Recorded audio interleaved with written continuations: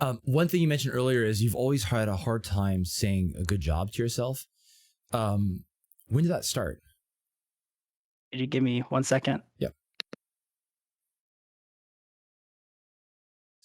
Like you're asking, how do I motivate myself?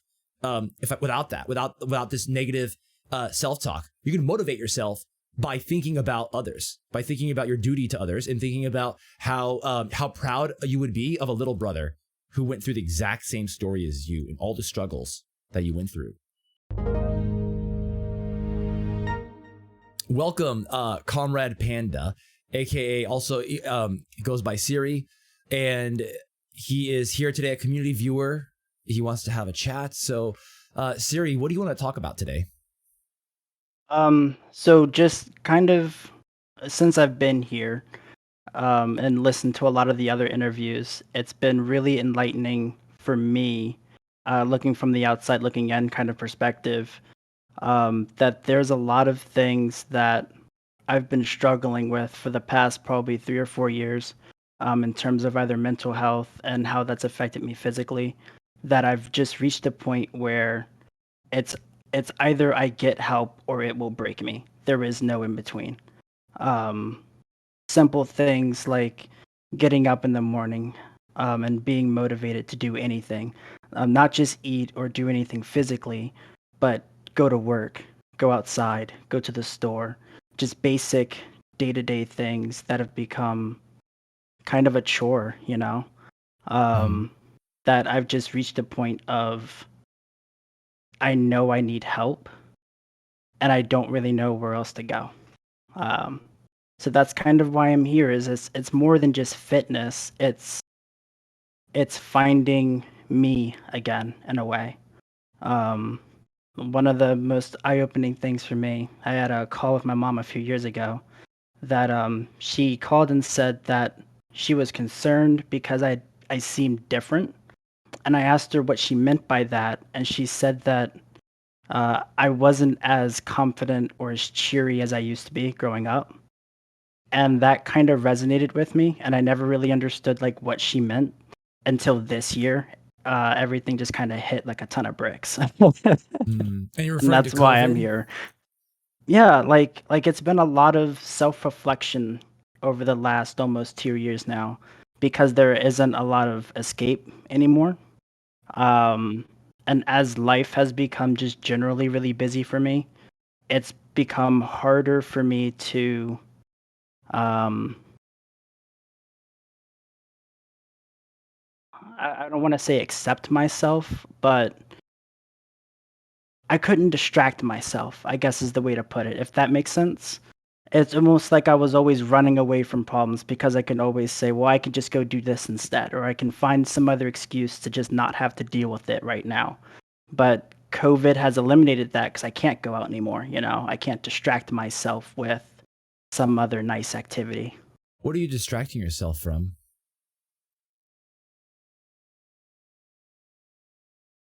Reality. Um, the reality that I've made a lot of mistakes. The reality that where I'm at right now is a lot um, due to choices that I've made physically. In high school and elementary school, I used to be pretty athletic. I used to play tennis all the time. I used to go swimming all the time. I played some basketball. I was really athletic. And then I just kind of stopped. And my excuse then was, oh, my metabolism will keep me out of trouble. Oh, I'll just burn that off. It's fine. I don't need to work out as much. I don't need to go on runs. And then that just kind of went away. And I've realized that it has this year. And it's scary for me. It's scary and it's hurtful What's scary and hurtful about that? that I'm in a position that I don't understand what to do to fix something. Um, I don't have a lot of fears about anything, but the biggest thing for me is not understanding either how to make something better or why something necessarily went wrong, if that makes sense.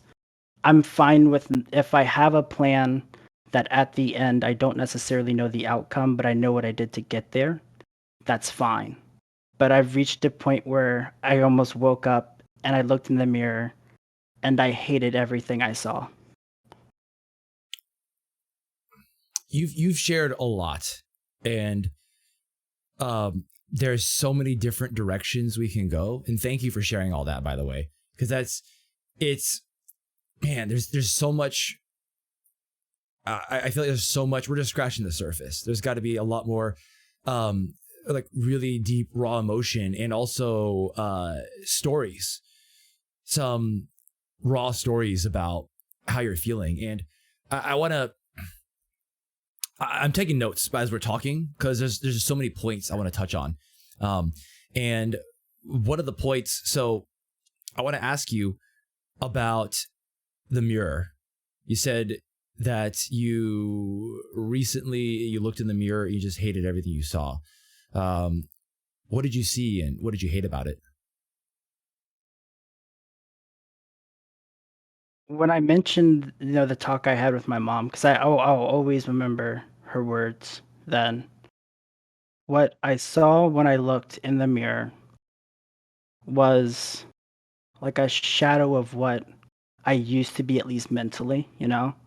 Um, I don't know if you've done any drawing or anything like that or anything creative, but one of the things that they always say about the difference between drawing as a child and as an adult is that as a child you keep all of your imagination and your cares about the world and the rules of it don't really exist.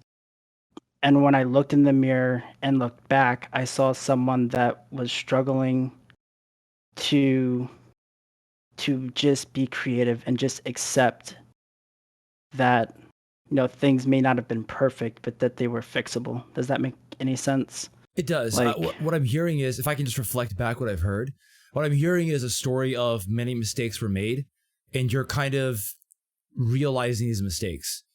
And I get the sense that you want to fix it, but I want to understand more clearly um, what mistakes have you made?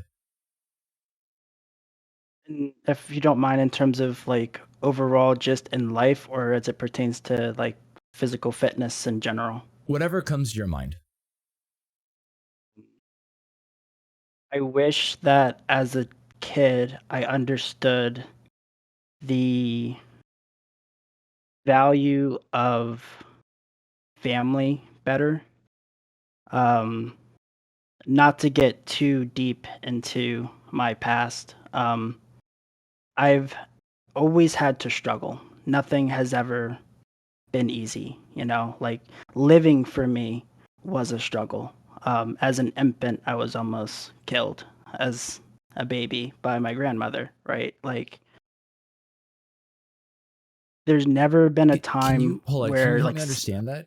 Like you're yeah, almost yeah, yeah. I know, I know. That's a bombshell. So, I never had my dad, for example. Okay, so when my mom lived with my grandmother and my older brother, who were 10 years apart, um, my grandmother was less than stable mentally, and as a result, she had, we'll call it, an episode that almost killed me and my brother.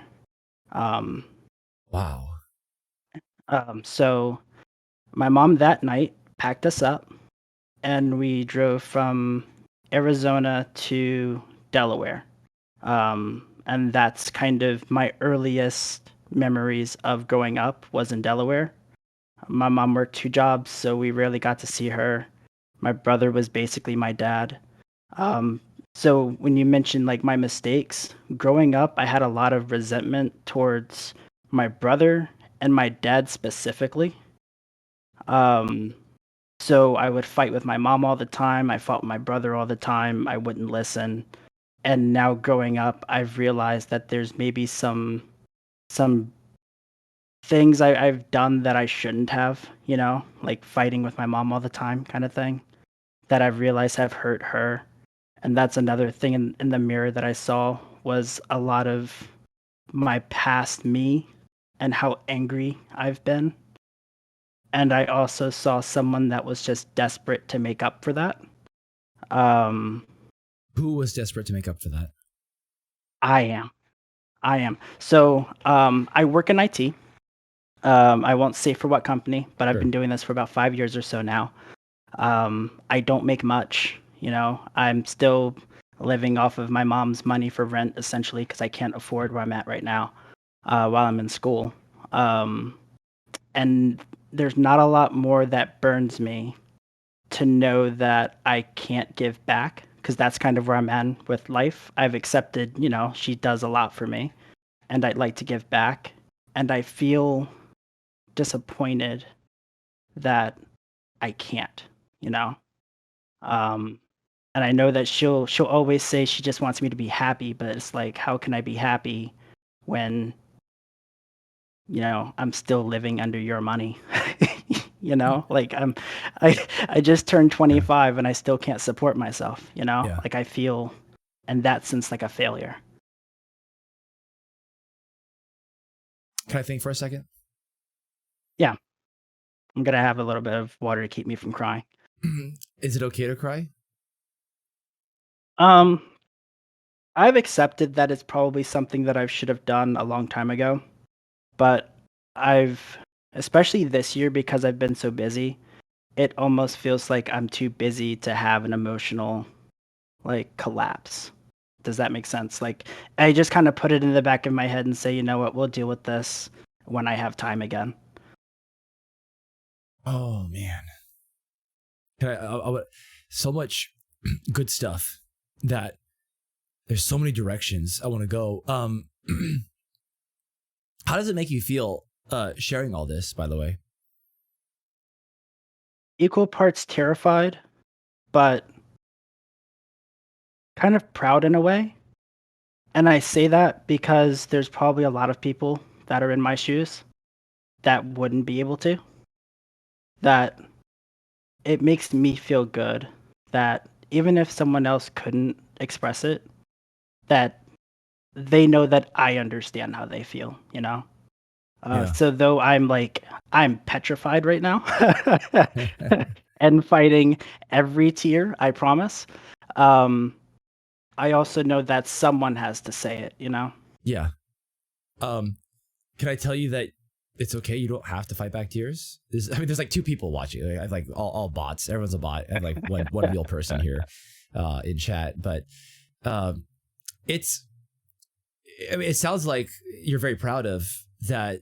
You are by opening up and sharing this.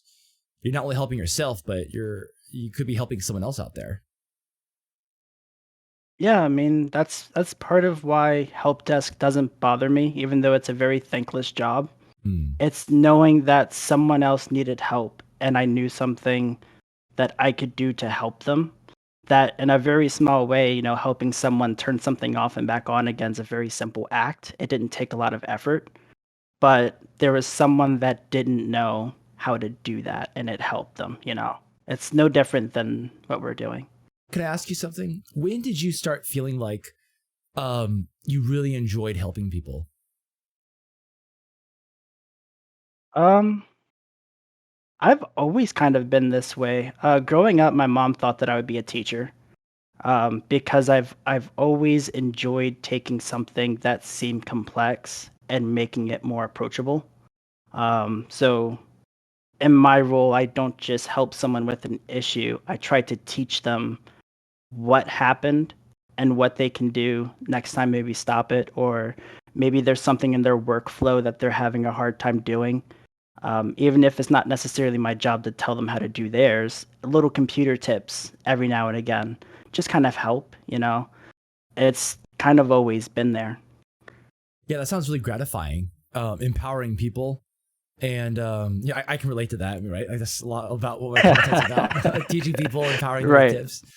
Yeah. Right. So I feel you on that because I'm the same way too. Like I love helping people. It feels really good. And I don't remember, I don't know where it started from. Personally, if I'm to self-reflect for a second, it's, I don't know, maybe I got it from my dad. He was very much a teacher. He liked teaching and explaining things and how things work. And I think he imbued a lot of that in me. And, one of the things I wanted to circle back to was I was hearing this story of growing up. There was fighting with the family, And then at some point, something changed and you started wanting to make things up to your family. Can you help me Yeah. understand that? So a little context.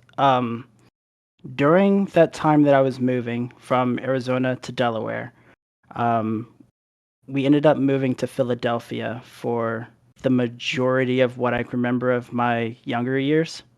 Um, and I'm sure you've heard about Philly. It's not a great place to live. It's terrible. The streets are dirty. There's drugs and gangs everywhere. I mean, my next door neighbor was a drug dealer. We found out a couple months after we moved away from there. Wow. He'd been arrested 3 times on drug charges, right? Like, this is the guy that picked me up from Sunday school. Like, we were really close. Um, yeah, right. Um, my mother ended up using both of her jobs, and we were homeless for a stretch of time. So my mom made the decision that because I was younger and I kind of needed more help, she sent me to go live with my younger brother, who we don't share the same mom, but we share the same dad. So I went to go live with my dad for a stretch of time, and it made me realize just how much my mom did for us, and not just my mom, but my brother too. Um, how much effort it was to take care of me, because my dad was in a position where he couldn't really do that. Um, so my little brother's mom ended up teaching me really about life. You know, she taught me math, she taught me English, she made sure that I had food, she made sure that I had games to play, she made sure that I went to the rec center. Like, she was really there. Um, when I moved back home with my mother, that was after about a year and a half or so. Um, my mom had gotten her new job. Everything was fine at home, but I still had that mentality of a street kid, you know? And I was still fighting those bad habits of wanting to talk back or not turn in homework and that kind of thing. So, my sophomore year of high school, she sent me to Germany for an exchange program just to kind of get me away from everything. And when I came back, everything was different because I had so much better of an understanding of just what I was throwing away potentially, in terms of really how lucky we are to live where we do compared to people in other places in the world. You know what I mean? And pretty much since then, it's been just a constant trying to make her proud of me, because my brother, I can't help but compare myself to him. He's a double graduate. He's graduated from 2 colleges with master degrees, and he worked for Boeing at a stretch of time. I think he works for Lockheed Martin now. And I want to be that. I want to be someone who you could say, "Hey, he made it." Yeah. I'm hearing a lot of themes of that. You're very proud of him. Is your mom proud of your brother? Oh, absolutely, extremely. But it's Is never been a. Oh, go I ahead. was gonna ask, is your mom proud of you? Yeah. Yeah, that was gonna be my follow-up. There's never with my mom, she's always been really good and really tried to make the point of not making me feel like I had self-value, at least compared to my brother, any less value than him or anything like that. Um, but I think a lot of my pressure really just comes from myself now, because I look up to him so much that I'm putting it on myself to be like him, because that's never what my mother expected, How does that make you like, of feel me. thinking of that pressure that you're putting on yourself?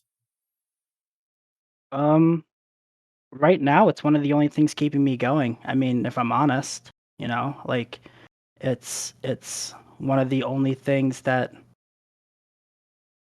keeps me going, like, this year. So, I guess a little context again. I work full time, and I'm in two institutions. I'm a full time student, so I'm going to a community college full time, and I do some extra training full time. So that's what I mean by this year is particularly really busy for me. Um, so that pressure to be great is what's helping me push through all of this work I have to do. Can you help me understand the whole pushing through all of this? Like, I just want to get a clearer Sure. picture of that. Like, it's like, what would happen if that pressure weren't there, if it wasn't pushing you through? Clear example. Before this year, I was taking a class at a time in college. At this rate, it would have taken me an extra 2 years to graduate, and I would have been completely fine with that.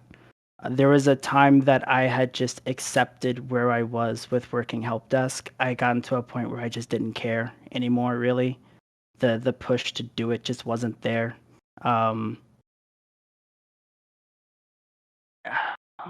I'm sorry. I'm trying to I'm trying to think because it's been a lot of things have kind of happened that have just gotten me to a point where this negative, like, if I don't do it or I don't have the pressure, then I don't know if I would do it.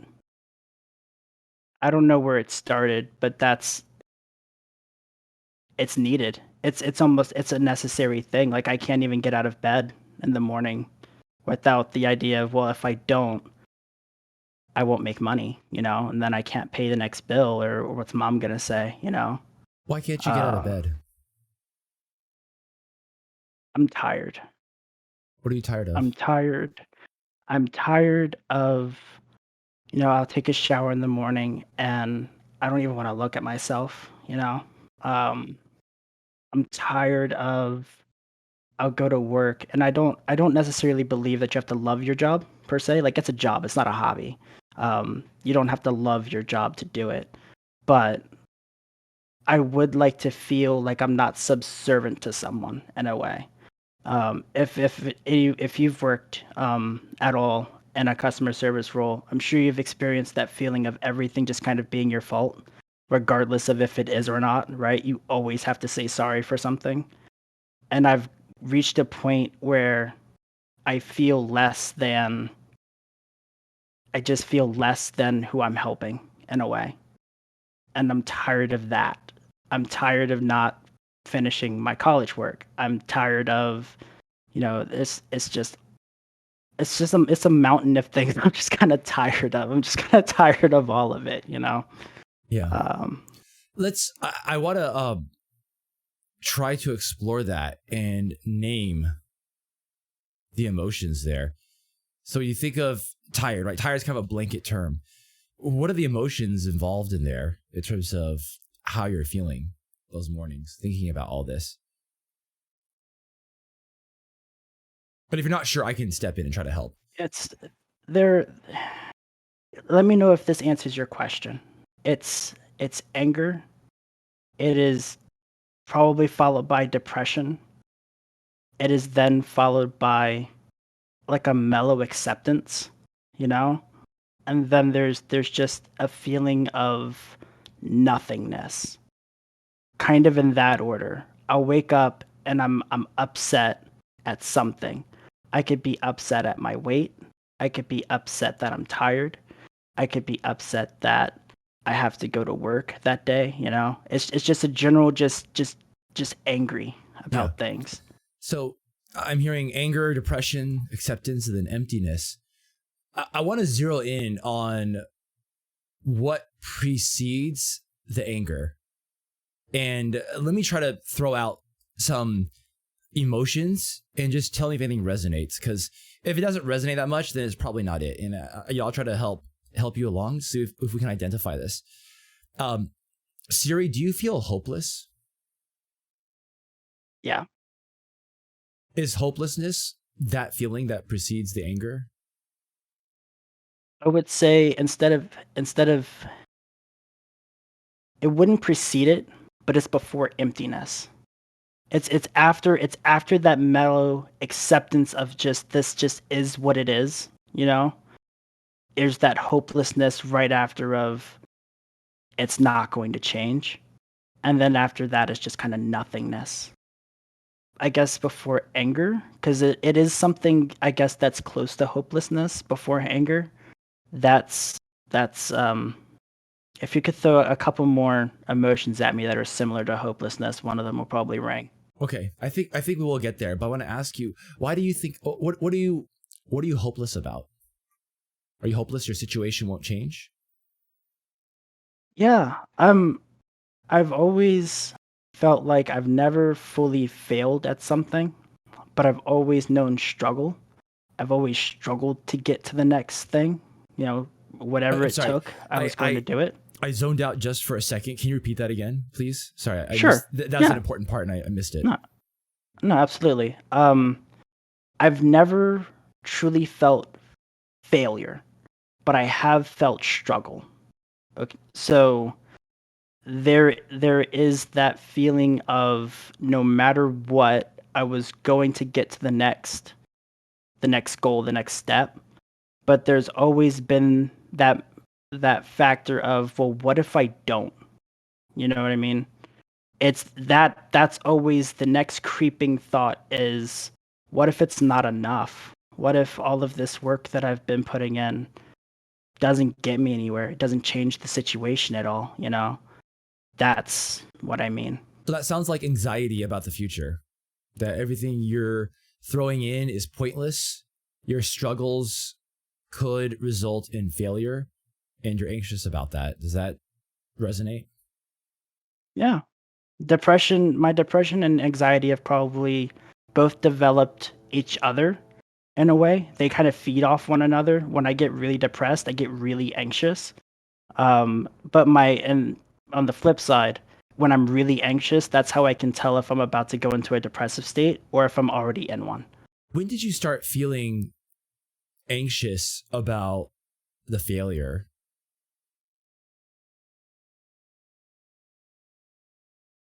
Probably when I turned 18. And the reason for that would be when I turned 18, around the time that I turned 18 to 21, I had gone through a shift in thinking where life was no longer just about, okay, we'll wake up, we'll go to school, I'll hang out with my friends, I'll go to my part-time job and go home, to where life was very much more life and death for me. Because I immediately thought of what it was like to be homeless for a while. And my next jump from turning 18 was, if it doesn't work, I'm going to be homeless. That's probably where the anxiety started. I wouldn't be able to tell you where the depression started, though. That one just kind of crept up on me. I think what you said makes a lot of sense, which is you learned at an early age homelessness is a serious threat, is a serious problem, right? Not making Yeah. money, not being able to provide for yourself is a serious problem. And what's on the other side of that? If you can't make enough money, then you you got sent to your dad and life was not as good living with your dad, right? It kind of made you understand like how sweet life was and how important it is to basically never be homeless. And so I could totally see how that at a young age is echoing to today, generating a lot of this anxiety. Like how you felt then as a kid, does that feeling feel the same as how you feel every morning with the hopelessness? It persists every day. The driving factor of the pressure is what helps me feel like, even though like this year I talked to my career counselor before I started my training, and she asked what kind of time schedule I had, and I told her all the stuff that I was going to be doing this year, and her response was, I have no idea how you're going to do that. And I told her, pressure. Like, the fact that I know I have to get it done will make me get it done. Because if I don't, the alternative is I'm not making the money that I need to support myself still, right? Then that snowballs into, I turn 26 next year. What am I going to do about insurance? What am I going to do about like all of these other things that are going to creep up that I have to get dealt with as quickly as possible? And that's where that pressure that I have to do something and do a lot of it quickly is the only thing that I can reliably say, like, I'll get up in the morning because I know I have to. Because if I don't, it's homelessness. I don't envy you at all. It's a very tough spot to be in.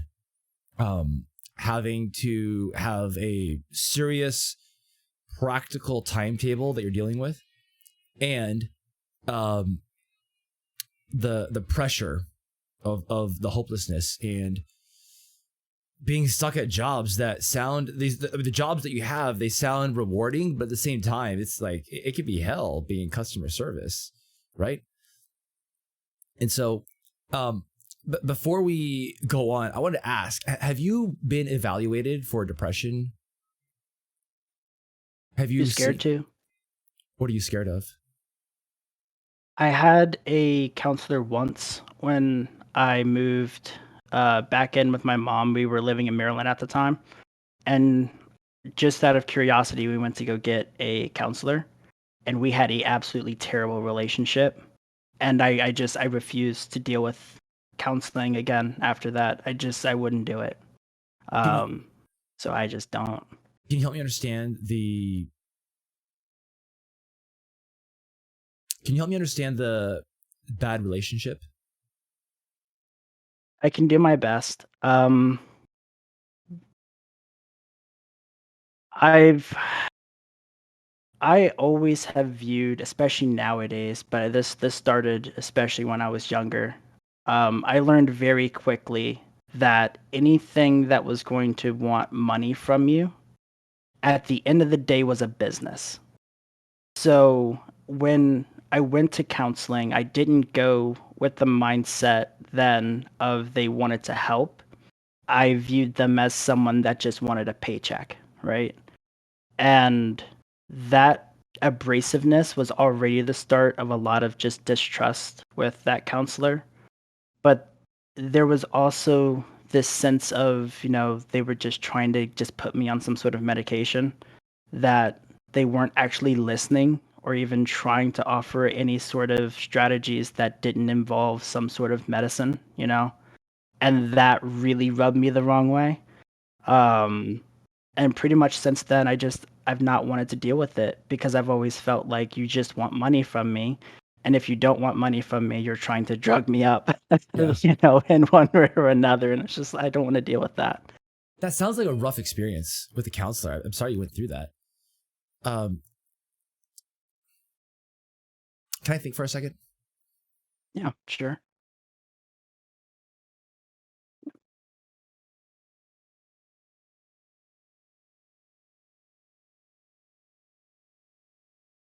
The counselor wanting money from you, was that a feeling or a truth? To me, it's a truth. I liken that feeling to how I view college the same way. Because initially, I personally wasn't going to do college because the way that I've always viewed that kind of thing was you're not there for my education, you're not there for my well-being, you're there for a paycheck. Whether I show up or not doesn't impact what you get paid, it doesn't impact your understanding of a situation, it doesn't matter to you. And I get that feeling just because I've known instructors that have behaved that way, which is why it's kind of affirmed that feeling of it's just a paycheck to you. It's not actually caring. Um, that's why I like talking to you is different to me because you don't get anything from it. Does that make sense? So I can I be get the open memes and with you. lols. Yeah, like I can be more open with you because there isn't that feeling of, oh, he's just there for a paycheck. But actually like getting a counselor, that's all I've viewed them as, is just someone who wants money from me. Help me understand. I feel like there's a discrepancy because I if I were an outsider and Mhm. I worked at your company and I needed IT help, I called the help desk, and um the IT guy comes and helps me, and he's trying to explain to me that this is how you do things, this is how you learn, not to have these issues in the future. How does that IT guy signal to me or convince me that he's actually trying to help me? He's not trying to just, has some ulterior motive. I feel like, at least for me and how I approach things, there's a difference between just trying to explain something to you with the intention of getting you off the phone and taking the extra maybe 10, 20, 30 minutes that it might be to make sure that all of your problems are fixed and you feel satisfied with that.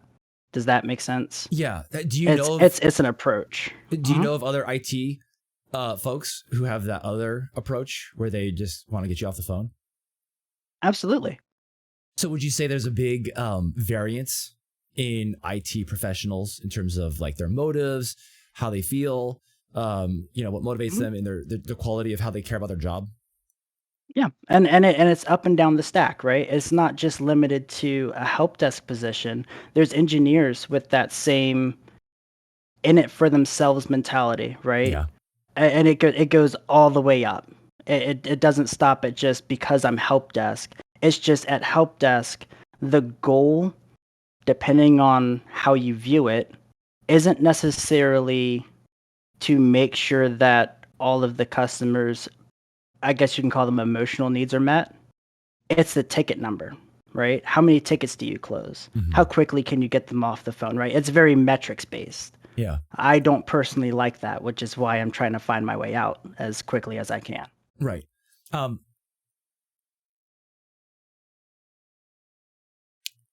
I agree with you. I think there's a huge variance in really any profession for who's going to be really cares about their job versus who's like just treating it for numbers, in it for themselves. And I believe that when it comes to counselors or therapists or coaches, doctors, I think the same thing applies there, where there's going to be some who are in it for the paycheck. They just care about the paycheck. You're just a number, another ticket number to them. And there's those who will actually care about you and try to get you to help. What do you think about that? I agree. And one can make the argument, right? Well, you just got a bad one. That's completely fair. That bad one, though, doesn't ruin the experience. Or it can ruin the experience, I should say, right? Like you get that one bad apple, and then all of a sudden you don't like apples, kind of Yeah. thing. You Oh, know, yeah. you can say, well, the rest of those apples are good, but it's like, but I had the one bad one. Why would I want to risk it? It's the same thing. I've had that one, and I'm just kind of, I just don't want to do it again. Yeah. And so you get left with a bad taste. And it's really hard to shake that bad taste whenever you think of apples again. Right. Yep. I hear what you're saying. I want to strongly encourage you to not completely shut that door when it comes to either therapy or coaching or getting evaluated by someone, because hey, I'm not huge on medication or pills either. But if someone's struggling with depression, and if there is a chemical imbalance and there is serious life consequences on the line, like all the stuff you have in your plate, like your cup is overflowing, your stress cup is so full. Two jobs and school. Is that full-time school load or just half-time? I do full-time working and full-time student in both of the institutions. Yeah, and that's just like you have a very full cup. There's like as you mentioned before, there's little room for error. I'm not for medicating up or anything like that. I'm like a huge big pharma fan or something like that. But I do think that if therapy or outside help or medication or coaching or something like that can help you through this time so you don't crack and crash under the pressure, I do think that's worth a consideration. I do encourage you to think about that. I know you're busy too, right? Like it's hard to find time. Yeah. It's always hard to find time. But I would posit to you that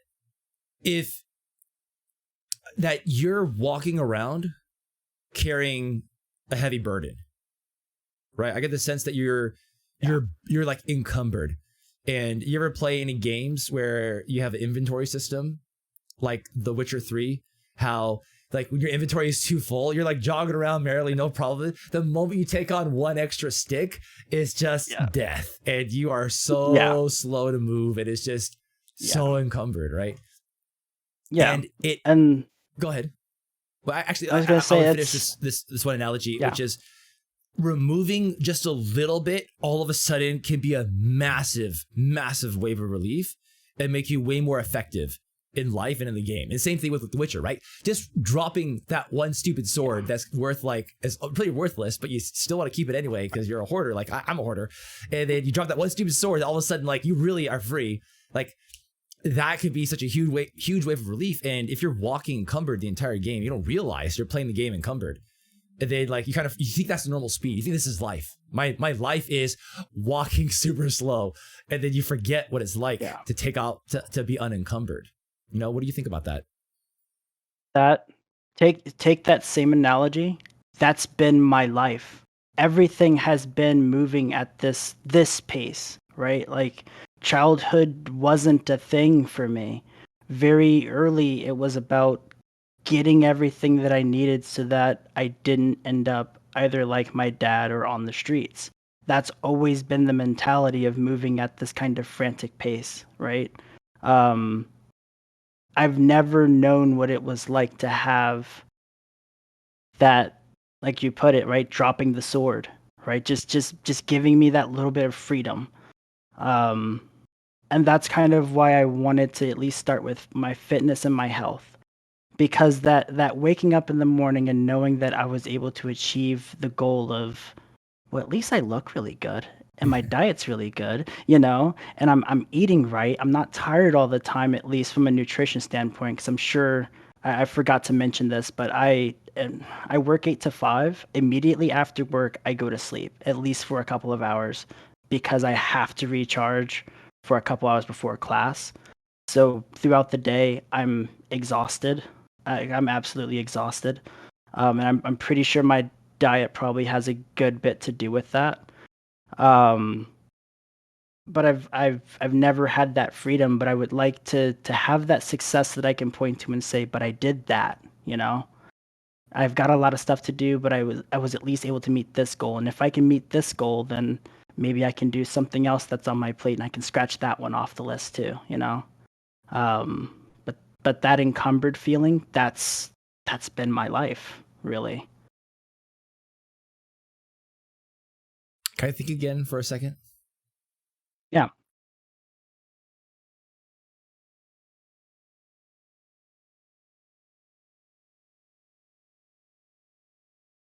Let's talk about your diet and fitness. How's that going? Truthfully hard to tell. Um, I've mentioned before that this intermittent fast isn't exactly by design. It's it's more of a happenstance that it's what I happen to do anyway. I'm just trying to now purposely plan for it. Um, it's been difficult because as I've become more and more busy this year, I've become more reliant on ordering. The beginning of this year, I think I went and checked and I've spent almost $1,000 on DoorDash, which is insane to me, especially for someone that doesn't make a lot, right? That's an exorbitant amount of money to be spending on ordering out. That now that I've been trying to do better at tracking foods and things like that, I've realized that $30-$40 that I would have spent on DoorDash, I could have gone across the street to Target, got a couple packs of ground beef and made something and had, leftovers for tomorrow and could have froze it, which is another thing that's kind of adding, I guess, to frustration is I'm realizing that there's just a lot of better ways I could have approached the same thing that would have been better for me, not only physically, but in my financial state, which in my financial state would have helped me mentally too, right? Like all of that stuff is just kind of connected. Um, but Do you beat yourself up? Mhm. Probably. Yeah, probably. Walk me through that I frustration that you felt towards I have yourself. a hard time, and I always have had a hard time with saying that I did a good job with anything, right? So, good example, the stuff that I do for War Thunder. I ended up quitting that a couple of years ago because I didn't feel like I was as good as the people that I was teaching how to do it. And that doubt of not being as good kind of led me to quit that. And that's carried over into other activities, such as working out, for example. I used to do workout programs, used to go on walks all the time, runs, jogs, used to be active. Um, but nothing ever felt like I was making any sort of improvement anywhere, not in my mood, not in, of course, physically, right? Like there's just never felt like any real progress was being made. Um, and it's become incredibly frustrating because I do feel like at least the intentions have always been there. I may not have always known the process, but it's not like I didn't try, you know? Um, and it's frustrating. It's frustrating to be in that situation. One thing you mentioned earlier is you've always had a hard time saying a good job to yourself. When did that start? Could you give me 1 second? Yeah. Take your time. Tonight is your night. You have all the time.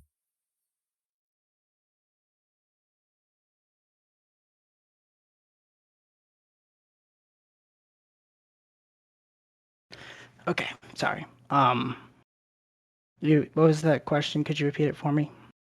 You mentioned earlier that you have a hard time saying good job to yourself. When did that start? Probably the beginning of my adult years.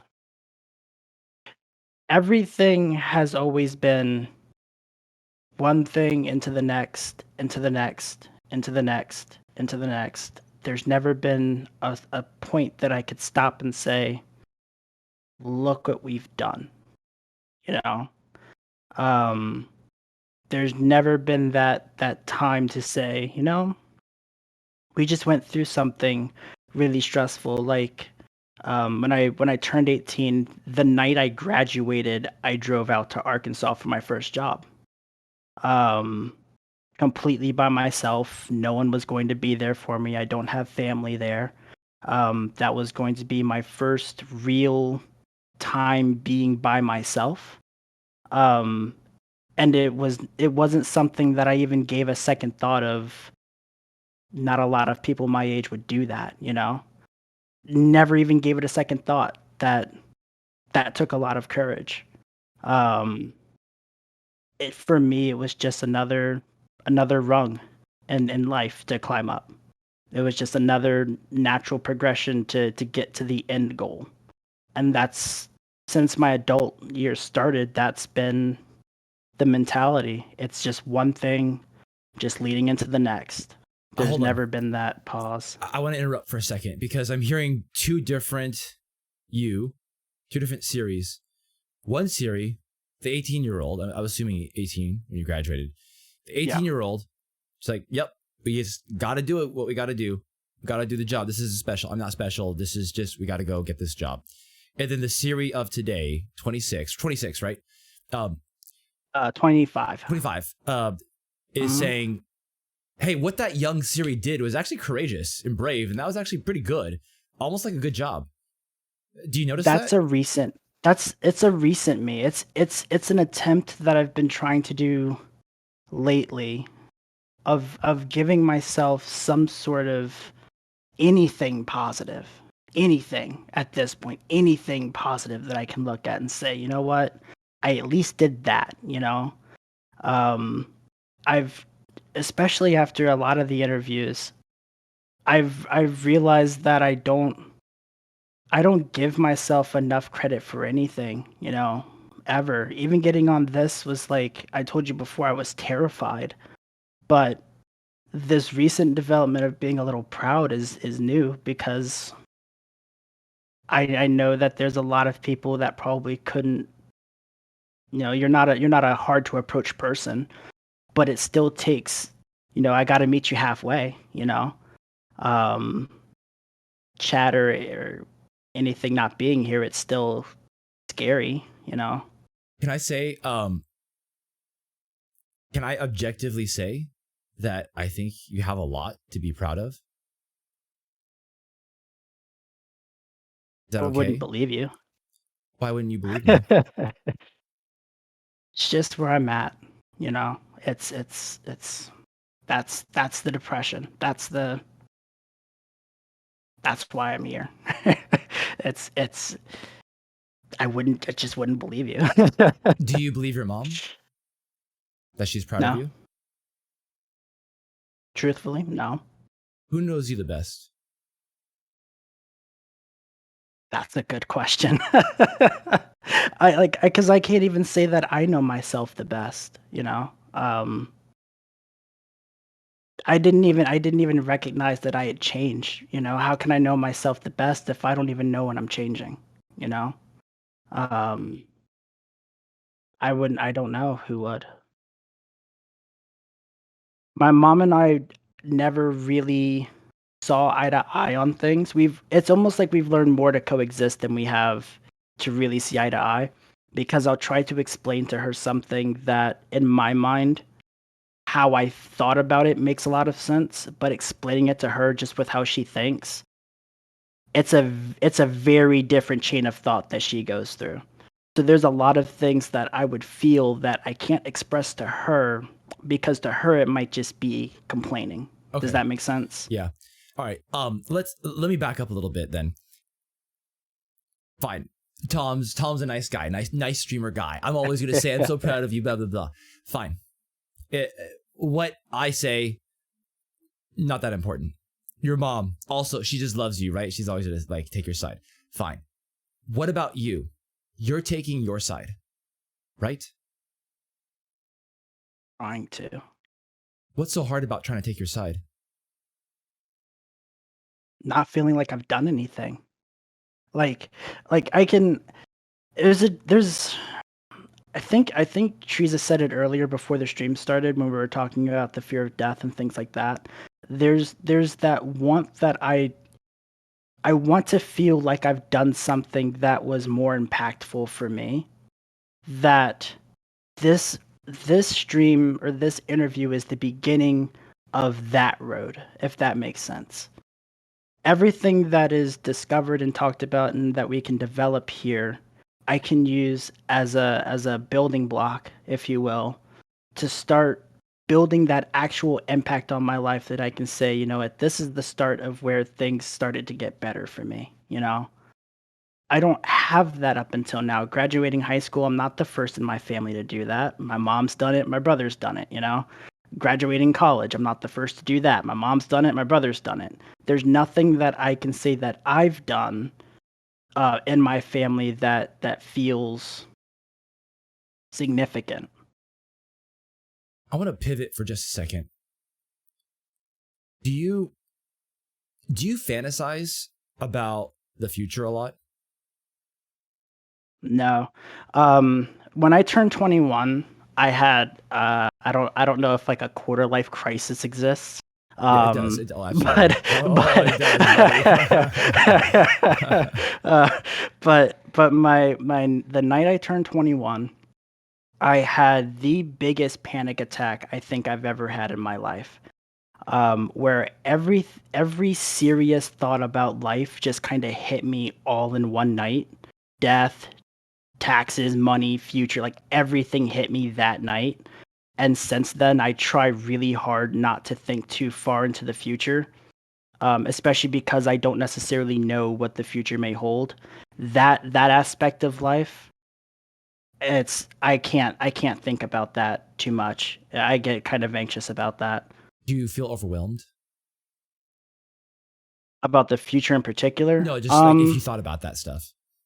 Yeah, yeah. That line of thinking, I think, would send me into a panic attack pretty quickly. Man, Siri, I I'm gonna do my best to talk to you as a friend. And at the same time, I think you're going to really benefit a lot long term with finding either some sort of therapy or a coach, and really encourage you to keep an open mind, shop around, and communicate with them that you had a bad experience with a counselor before, and you don't like counselors, you don't like them, you think they're here for a paycheck. You're like, I really encourage you to keep an open mind about that and communicate your past with them. And just be willing to like, shop around, because a lot of them are not going to be, there's going to be a lot of just not a good fit. And a lot of any profession, a lot of just terrible at what they do. A lot that are good at what they do. And that being said, I would be cautious on putting too much hope into our conversation. And this is the moment. This is the turning point. I don't get a sense of fantasy from you, because some people do get, they spend too much time in fantasy and they don't actually make any kind of concrete plans or effort to move forward in life. I'm not hearing that from you, but I wanted to ask that and touch on it, because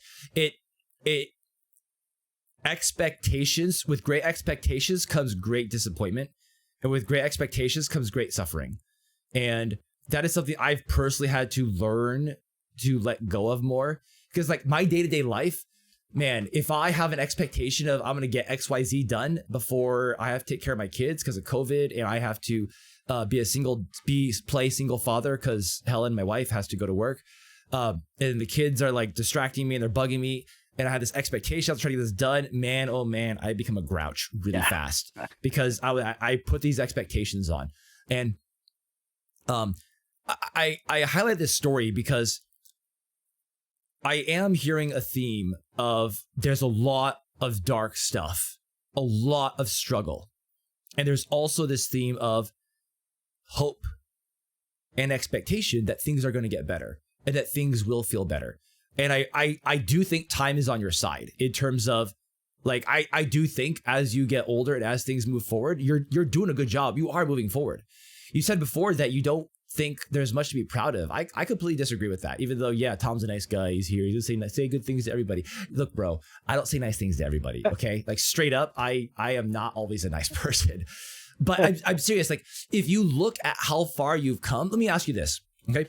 For weightlifting, let's take someone who can deadlift 400 pounds. Okay. Deadlifting 400 pounds is a pretty, actually admirable strength. That's a good amount, deadlift 400 pounds.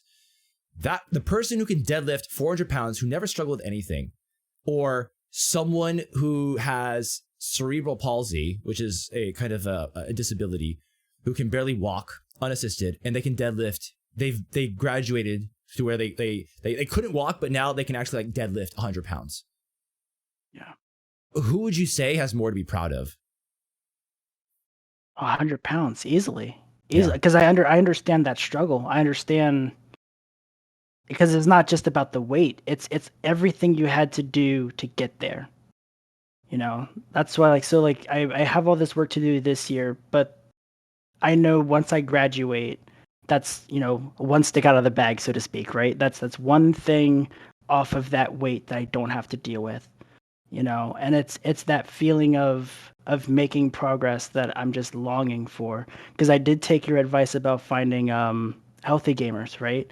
I did look into that, and the only thing that's giving me pause is I don't know if I can afford it.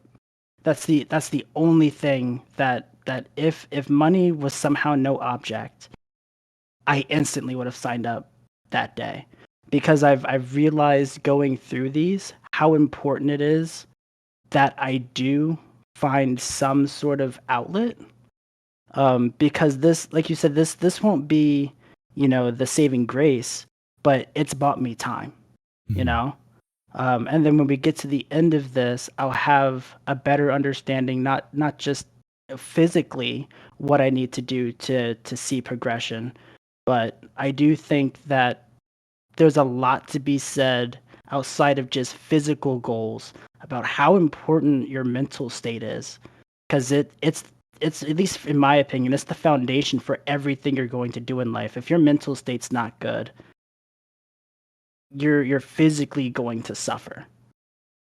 Yeah, well, very well said. I want to. There's something I'm hypothesizing something. What you said was just so beautiful, and also very quick to dodge the feelings of pride. Man, oh man, was that good. We were just talking about like the struggle and how it is actually something to be proud of. And then, man, oh man, we shifted real quick away from that, didn't we? Oh man. So there's something there because of how good that logic, that speech was, which I don't disagree. That was a great speech. I mean, it's very true. I completely agree with everything you said. Yeah. But I wanted to follow up with more examples. I'm gonna be selfish here. I'm gonna backtrack, which is, for me in my history, I don't know if you knew, but like, I'm 35, and in like, in my 20s, I could barely walk from crippling back pain to where I had to crawl to the bathroom in the middle of the night. I had, because it was so painful to get up to walk. I had crushing nerve pain in my sciatic nerve to where sometimes blacking out would have been preferred as opposed to experiencing the crushing pain that I was going through. It was so bad sometimes I couldn't put my own underwear on. My wife, or girlfriend at the time, now wife, Helen, had to help me put my own underwear on at the age of like 22, 23. And back then, squatting 60 pounds was enough to wreck me, to send me into such a bad episode of pain that I wouldn't be able to walk normally for weeks, where I have to like, okay, here we go, another episode coming up where Tom gets his cane, Tom can't sit in chairs, Tom can't do anything for a couple of weeks.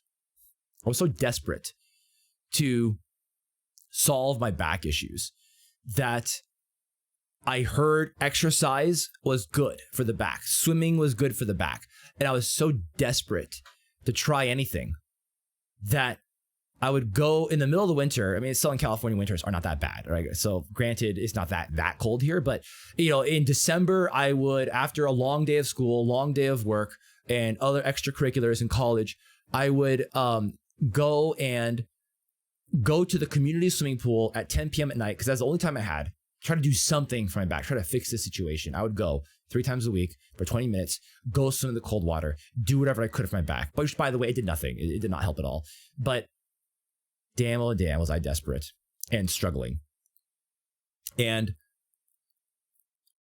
had I not gone through that hellish experience to color my life today, I don't think I would have been able to taste how sweet life is. There's a saying that if you can't taste bitter, you can't taste sweet. And the more bitterness you taste, the sweeter life becomes. And so when I was going through that, squatting 60 pounds, like, GG, I'm done for weeks. I hit my max, lifetime max in September 2020. I hit 335 pounds, I believe, for my squat. Never would I have thought I would have hit that as a lifetime max. A 335 squat is not that impressive, by the way. It's decent. It's good, right? Like among the average male population, sure, I got a good squat. But I mean, there's plenty of people who are better than me at this. But let me ask you, Siri, the bro who just graduates high school and just like picks up the bar, he's squatting 400 pounds in like a year versus the squat that I have. Who do you think should be more proud of their squat? Definitely you. And so if I describe to you a young guy who struggled in life, all he's done is struggle. He almost died, like from as an infant, he almost died. He's been struggling with making ends meet with his family. He was homeless for a bit. He had to live a pretty rough life with his father, and going through after high school, immediately going to be all by himself to go work for a job just to make ends meet, and then trying to step up and push even harder to work a job and go to school, and the job that he's doing, even though he gets treated like crap sometimes, he's still going out of his way to be there for people and teach them and empower them. Would you say that guy has anything to be proud of? You're gonna do this to me. Yeah, it's hard. It's hard for me to accept it. It's hard because I don't feel like I've done anything, From the outside looking in, it is easy for me to be proud of this hypothetical person, if you would. Right? Yeah. It's from looking at it logically from the outside, it is easy to be proud of anyone that's had to struggle, right? Especially if you know struggle. It's just hard for I don't feel like I've done anything because I don't have anything that I can say that I can show for it, because I'm still struggling. I'm still not happy with where I'd want to be in any aspect of my life. So I feel like I haven't I haven't completed the mission, so to speak. I've made all of these gains and steps and attempts to do different things, but I've not got that check mark that I've done it. So it's hard for me to pat myself in the back and say that I've done it because I don't feel like I've done anything. I understand that at least career wise, it's going to probably take me at least to the end of the year for me to see any sort of progress on that front, and I've accepted that for the most part, which is why I want to shift my goals to at least physically, because month by month I can see at least some sort of tangible progress in one way or another. That just helps me say, okay, if my goal was to lose 5 pounds, I can tangibly say, check, I've done that, right? And that gives me that I can be proud of that moment because I know I've done it. It's completed. Does that make sense? Yes, it does. And you actually answered one of my next questions, which was one of my fears was moving goalposts. One thing that people who struggle with hopelessness, they struggle with, and they struggle with the feeling versus the truth, something that I mentioned earlier, is that feeling of hopelessness is deeply rooted in there. And it's so deeply rooted in there that even if I show you tangible proof that you have something to be proud of, that overwhelming hopelessness will always echo louder and louder to say, nope, that's not good enough. Nope, let's move that goalpost. 5 pounds, why didn't you do 10 pounds? 10 pounds, why didn't you do 20 pounds? 20 pounds, why did you let this even happen to begin with? Yeah. Do you think that's going to be you? Does that resonate with you? I don't know. That's one of the things that I can truthfully say I don't know how I'll react to that because it would be a new experience. I've not had that tangible I've done it yet. Does that make sense? So I very well could be one of those cases where I end up somehow feeling worse than I did when I was at my current weight, which I don't know accurately if I'm 195. I'm just guessing I'm around there from the last time I was weighed. Um, I don't know how I would respond to that, truthfully. All I do know for certain is that it's something that I think will make me feel good because in general I do long to be just generally healthier. Yeah. That I think if I had to guess, I would be more satisfied that I was making progress towards that goal rather than feeling like I should have never got there. Um, to begin with, I think I would generally feel happier. Yeah. I'm just thinking for a second.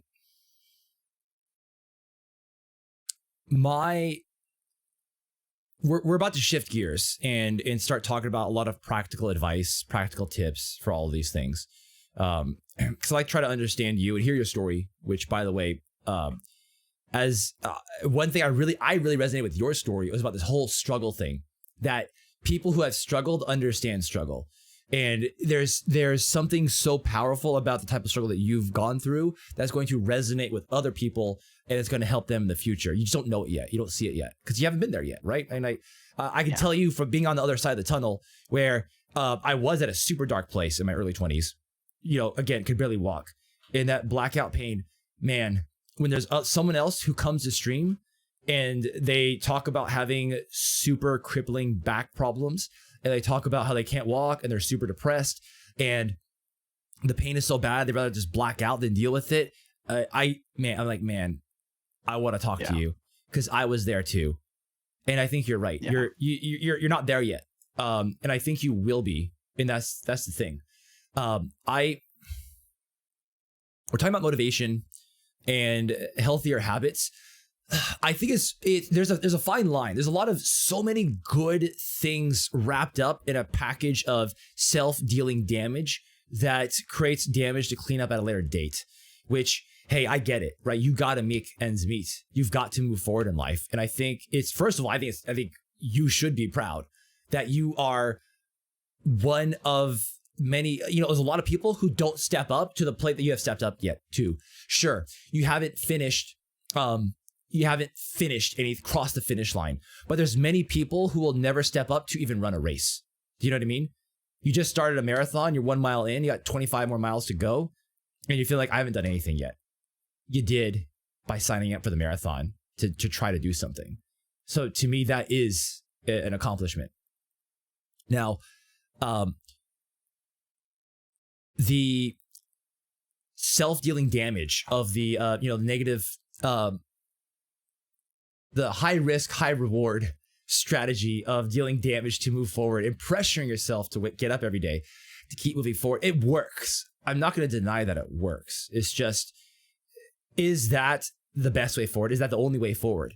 And I think you see enough of these interviews that my answer is no. I think we should try to drift away from that and try to focus on a more positive aspect. Detach yourself from the outcome and be okay with yourself. I think learning to be okay with yourself, learning to accept outcomes,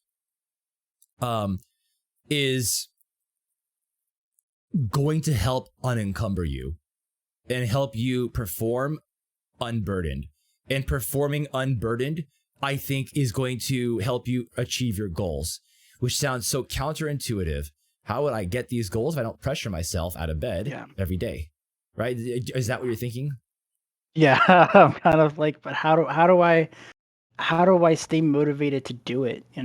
Like, I don't know if I have another powerful enough motivator that will replace what I've held on to for so long, Perfect, beautiful question. Let me ask you, Siri, what do you care about?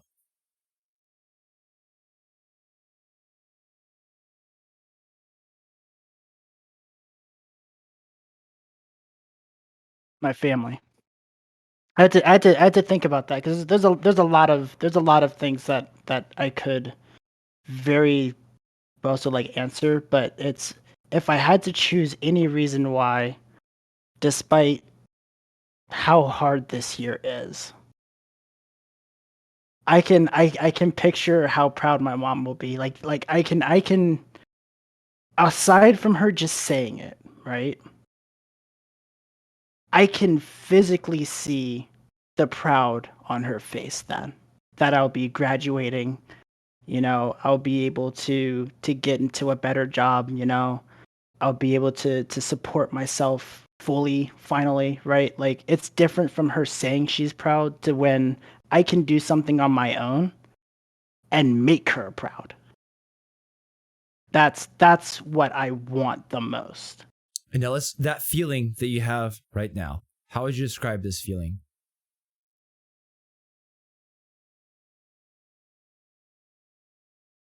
An angry motivation. And I don't mean angry in a bad way, but power, like Determined? it's an empowering, yeah, like a determined, empowered feeling.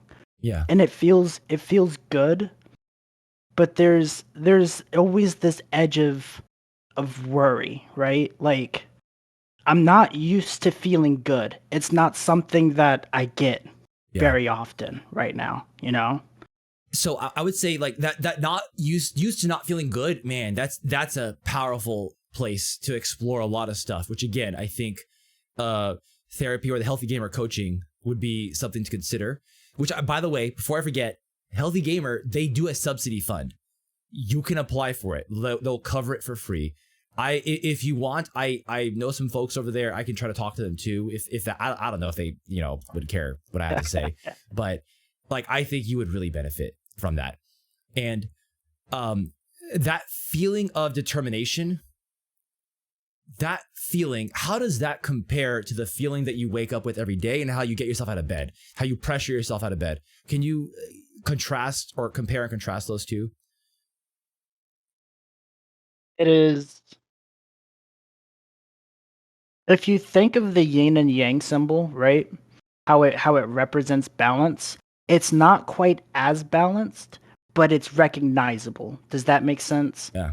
I've held on to this feeling of, oh God, I don't want to do this today. I just want to go back to bed. I've held on to that side for so long that it is the larger of the two.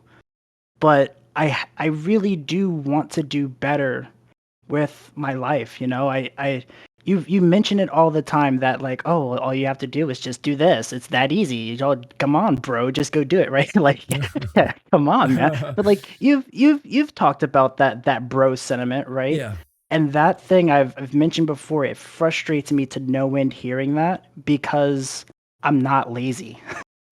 you know I know I can at least give myself that I'm not lazy. I'm not my weight because I don't want to do anything. I'm not my weight because all I want to do is eat pizza and not do Yeah. anything.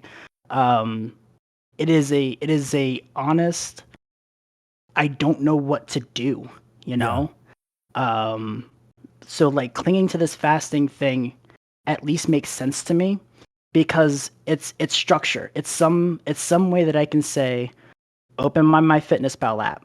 How many slices of meat did I have? How many slices of cheese did I have? Right? Did I have an orange? How much water did I have? It structures things in a way that I don't need to know how many different ways I can work on arms, Yeah. or abs or legs. You know what I mean? Right. It takes that confusion kind of out of it, which is why I'm not focusing on any sort of weightlifting or anything right now. I just want to cut my weight. Yeah. And my weight cut isn't a significant one. It'd be 20 pounds tops. Yeah. And I'd be happy with that. Man, I'm excited for you, Siri. Like, first of all, okay, so I want to before we pivot to like the practical, discussion and help about losing weight, all that stuff, because I took some notes about stuff I want to talk about, but I just want to say, from like the motivation aspect and the depression stuff, again, like long term, I really think getting evaluated, some therapy, whether or coaching, something like that, is going to really help you stay motivated and consistent in life, because you'll become unencumbered. That's really the value there. And if you're unencumbered, all of a sudden you're more powerful to just execute whatever it is in life. So there's that aspect. And being proud of yourself, learning to sit with yourself, I think that is going to tie in with this releasing and letting go of the pressure of feeling so bad every morning, so angry every morning, and hopeless every morning. It's going to be so much more powerful when you look towards someone else, that you're doing this for someone else. That feeling that you were feeling of, this feels hopeless and I just better get out and do it because I don't want to be homeless, versus I'm going to do this for my mom. I want her to be proud of me. I want to support her. I want to do this and be able to help other people out there who have struggled, be a success story to stand out and to tell other people. The same thing with being proud of yourself. It is difficult to be proud of ourselves, but it's so much easier to be proud of someone else. Proud of someone else who went through the exact same shoes. And I think that is going to be one of the most powerful things for you to do, is to visualize, like you're asking, how do I motivate myself? Without this negative self-talk, you can motivate yourself by thinking about others, by thinking about your duty to others, and thinking about how proud you would be of a little brother who went through the exact same story as you and all the struggles that you went through. And so that aside, the other thing that I wanted to mention was the duty aspect. I do want to say one more thing, which is with the caveat of, if you're going to do this, I don't get the sense from you that you're going to do this, but I want to point this out for anyone listening, that if you're going to do this, like you're going to change your focus outward to do it for other people as a duty towards them, be cautious to never be resentful, never expect anything back from it. I don't get that sense from you, but other people, myself included, would fall for that trap of slowly building up resentment that I'm doing this for someone else. They didn't ask for it. They didn't want it, and they never thanked me for it. And then I would become resentful. So I just want to throw that out there, that it is a double-edged sword. So, now that's the motivation aspect and the healthier mental aspects. Before we pivot to the other stuff you mentioned about the fatigue, the bad diet, saving money with food, all that stuff, is there anything you wanted to talk about before we pivot? No, because I know you understand pretty well what my pitfalls have been. Um, and the diet and the nutrition portion, I think, will make a lot of sense. Since you know kind of where I'm at.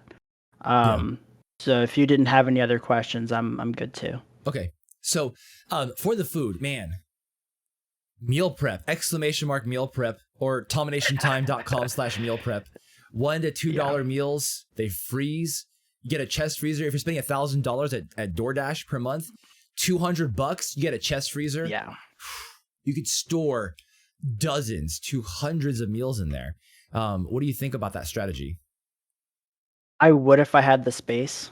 So in this place that I'm in right now, it's incredibly small. Um, I could barely fit my washer where it goes, for example. Like we had to take the baseboards up just to get my washer to fit. I don't have a lot of space right now. And as much as I've started to try to enjoy cooking more, I don't have the time or the energy right now for a mass prep session. It is significantly easier for what I've been doing is when I want to get DoorDash, I'll say just go to Target, right? Why spend that money on DoorDash? Just go to Target, get a fresh pack of meat that I don't have to wait to thaw, throw that in the skillet, have that with rice, call it dinner, you know? I can still season my food, so it's not like I feel like I'm hampering what I can eat. Um, so as I know I should meal prep more. When I have more space to do so, I definitely want to. I just don't have anywhere that I could put another Okay. freezer right now. So let me help you out there with some very practical tips about what you're describing. Um, could you spend 1 hour a week to crank out 10 to 20 meals? Would you be able to afford that amount of time? If I can fix my sleep, or as I should say, like I sleep pretty. Oh, I don't even want to say I sleep good, but I at least try to get the right amount of sleep. I try to go to bed at a reasonable time, and I try to sleep through the night. Whether I actually sleep through the night or not, or it's like a completely different story. Sometimes I wake up at 3, sometimes I wake up at 4. It just kind of depends on the night. Do you wake up from If I could stress? cut out, probably. Yeah. Oh man, see, this is the uncoverment I'm telling you about. Men. So like a classic sign of like uh one classic sign of issues with sleep when we're stressed. Men tend to fall asleep fine, but we wake up early in the morning, pit in the stomach, some sort of heavy weight in our body, and like the ruminating thoughts don't stop. For most women, it's going to be the opposite. They have a hard time falling asleep because the same thing, the stress, the anxiety is all hitting them at once. I don't know why this is, but almost every guy and female, male and female that I know, it's like this is how it plays out for us. So the sleep stuff, I would love to talk about sleep another day and kind of coach you with that. But we can do like sleep questionnaire another time and see if there's any low hanging fruit there. But you're going to Target, right? You go to Target to pick up some food. Can you get 1 hour a week to do all the cooking? Because What it will I only what I take one meant hour. That's it. was yeah. What I meant was my after work time, where I would normally have a 2 to 3, sometimes 4 hour nap. If I could stop doing that, would love to cook during that time because I don't mind cooking. I like cooking. That would be the most ideal time where I can do the hour. I could do 2. I could do 3. I have that block of time before class that I can just cook some stuff and have something fresh for dinner. What about the weekends? Busy. All of my lab days are on weekends. Okay. I actually have a final that I'm studying for tomorrow. Okay. So if it might be worth it to, if you can get that 1 hour of somewhere, even staying up, staying awake through that, just to power through it to get the cooking done. That could still be worth it in the end. And one day a week where you sleep a little bit less for your nap, but then it may actually help you sleep better at night, possibly. Something to think about. But here's what I would do if I were you to make it really fast. You go to the store, you buy a bag of potatoes. Actually, do you have a rice cooker or a slow cooker? Yes, I have both. I have a rice cooker and a slow cooker. Okay, so you'll save even more time. So if you go get brown rice, You throw it in the rice cooker, takes like 2 minutes, 5 minutes. Your actual activity is done. Slow cooker the chicken, maybe in the morning before you get up. Have the seasoning prepped the night before. Throw all the chicken in there or whatever meat you want to get. Okay, chicken, done. Brown rice, done. Canned beans, go get some canned beans. Stock up on that. Relatively cheap. If you in the future you can make your own beans for even cheaper. Like you save tons of money. It's like 10x cheaper to make your own beans if you have the time and a pressure cooker basically. So get canned beans, chicken, brown rice, cheese optional if you can afford the calories. You put that in. Burrito bowls. You mass produce all of those. It's going to take you probably 5 minutes per item, maybe a little bit of time to clean it up and cut it up or whatever. But you throw it all together. You have burrito bowls every day for however long, and you mass produce it at once. About an hour's worth of time because you got to cook and you got to clean it and cut it up, and that's going to immediately save you money and time, from the DoorDash stuff. But what do you think about that? I would have to sub the beans because they upset my stomach, but I do this cow technique. I told you I started doing that. So I've actually gotten used to just having spinach. I actually kind of snack on it after my fast is done, just to have something to eat that I know is good for me. Yeah. The prep I'm definitely interested in doing. I've never actually used my slow cooker before, so that'd be interesting. Yeah, I mean the idea makes sense. It's just getting that time back is the thing I got to figure out. It's tough. I don't disagree. I'm trying to think of the simplest, least time intensive meal preps that I have on my website that I think save money. They're healthy. They're calorie light. And so that's one example of something I would do. Other things that you can do, just some like practical ghetto cheap healthy meals. You get a bag of potatoes from Target for like $5. A 10-pound bag of potatoes, $5. They don't last too long. I'll give it a week max before they start going bad. But you get those.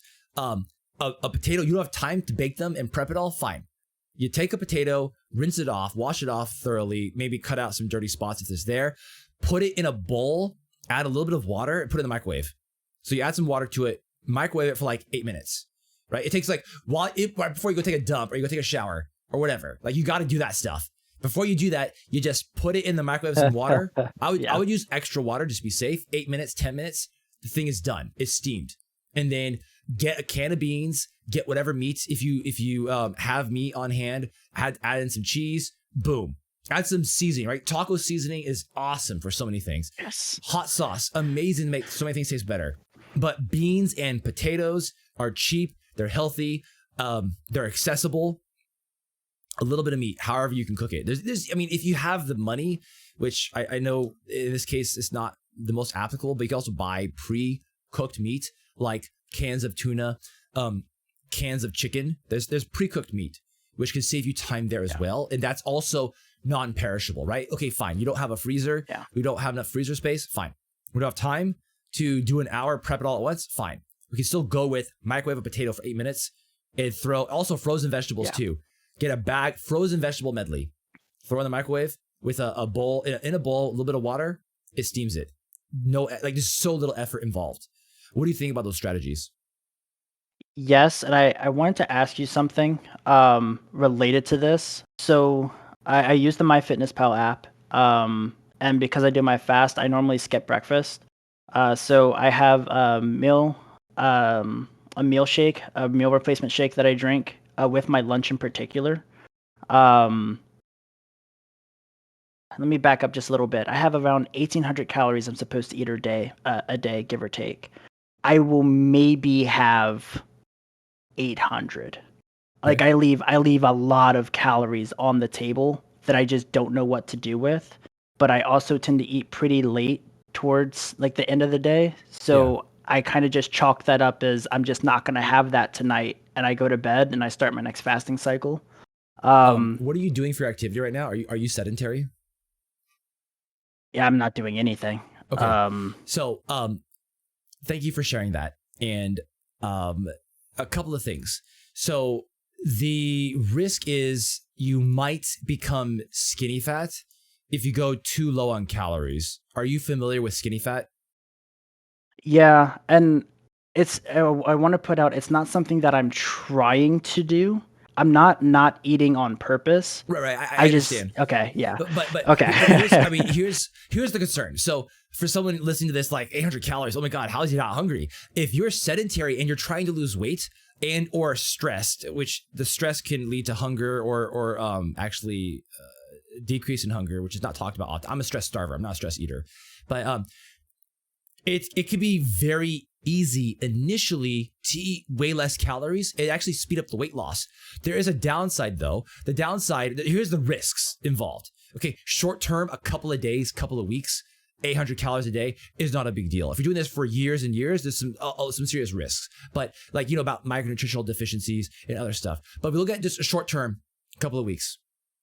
What's the problem? The problem is as you're losing weight, because you're going to lose weight at an accelerated rate, you're probably going to lose a bit of muscle along with the fat, which is really not ideal. You want to preserve the muscle to avoid the skinny fat look as you lose the weight. So how do you do that? Well, I would up your calories, up your protein. I would up your calories to at least BMR calories, basal metabolic rate, !TDEE, or TominationTime.com/TDEE, 2 E's. And you can, or any TDE calculator, you can find out what your BMR is. BMR can be a good threshold floor number to try not to go below. But going too far below that, because 800 calories, I would guess your BMR is like 1,500 calories, 2,000 calories, somewhere around there. Eating at 800, that's really low. And so you're probably going to lose muscle on the way down. And you're not exercising. You're not doing resistance training. So if you can up your protein, do resistance training, up your calories a bit, that would help stave off the skinny fat issue. So you're having a hard time getting the calories in. Well, is it that bad? Other issues with that, it could be a red flag, is your performance in life dropping? Either your emotions are getting worse, you're getting more stressed, your recovery is worse. In this case, you're sedentary, so there's no real recovery here to look at. Is your sleep getting worse? Are you starving out of your mind? Are you getting brain fog? You can't focus. These are all signs of someone eating way too low calories and it's starting to impact them. Some people are fine for the first few days, first few weeks, but it eventually will catch up. One of those is going to catch up with you somewhere, somehow, which is okay if you're going to do it temporarily and you want to transition out of it. But again, there's the muscle loss aspect. So that's a long roundabout way of saying what you're doing can be kind of okay for a little bit. I would feel better if you had higher protein and you were doing some basic resistance training, which I'll get to in a second. Because your energy levels, right? You said you're feeling super fatigued and you have to sleep all the time. Does that correlate at all with the amount of food you're taking in? It could. I had always thought, because I normally make a lot of pasta. It's normally my quick, like, I need something that I need to eat. I have ground beef. I have some spaghetti sauce. It takes nothing to make a pot of spaghetti. I don't have to prep anything. You know what I mean? And I'll have that typically for most dinners as like my desperate, I just need food kind of option. But I do notice whenever I have that food, I don't have a particularly big bowl. I'll maybe have a cup of pasta, a cup of spaghetti sauce, and maybe half a cup of beef. And that'll be my bowl of spaghetti. So it's not a particularly large amount of food, but I'll have that and I will immediately crash. Like I just get super tired and I have to sleep. And that's where those long naps come from. That's normally my meal time is when I stop functioning. Yeah. I'm usually fine during the day for work. I'm alert, I'm attentive, I can get my job done. There's no performance issues there. But as soon as I start having food, I just can't function. Which is why I fell off of my programs, by the way. I just got too tired. So I feel you on that too, like the rest and digest mode, because if your body is just like you're always in the sympathetic state or the always on alert adrenaline pump, you gotta go, can't let go, you can't let yourself down, you can't let anybody down, that kind of stuff is driving you forward. And then that pressure, like one of the downsides of that negative pressure is you are going to crater with all this negative energy because you're going to be so extra tired and burdened. It may be because there may be a correlation here with the amount of calories you're taking in.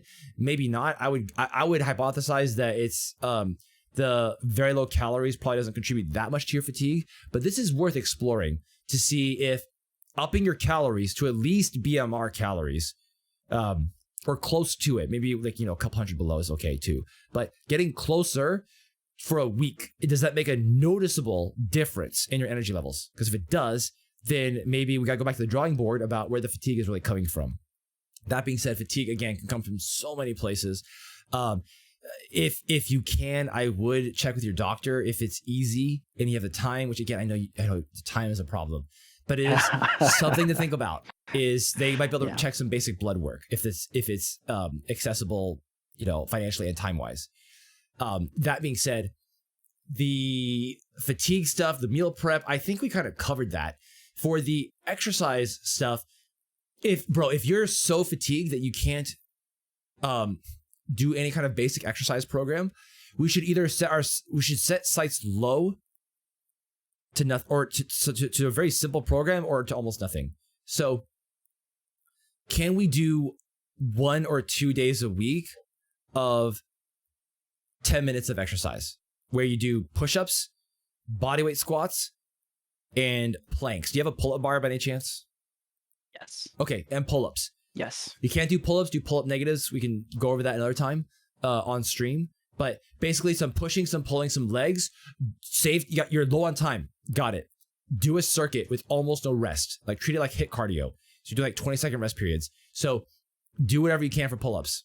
That's a set. 10-second rest. Whatever you can for push-ups.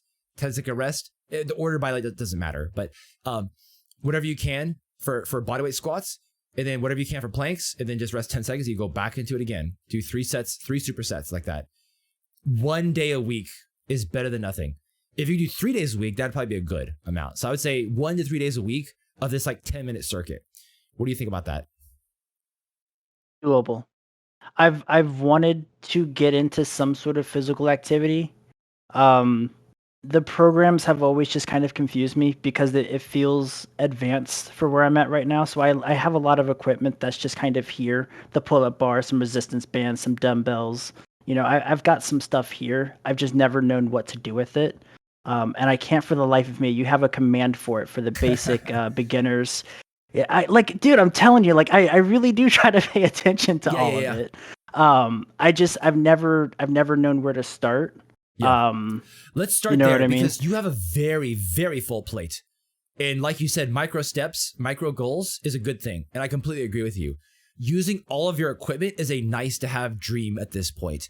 You're in survival mode with your job and your school and your financial situation. I don't care about min-maxing hypertrophy. I don't care about min-maxing progression. What I care about for you is very basic checklist.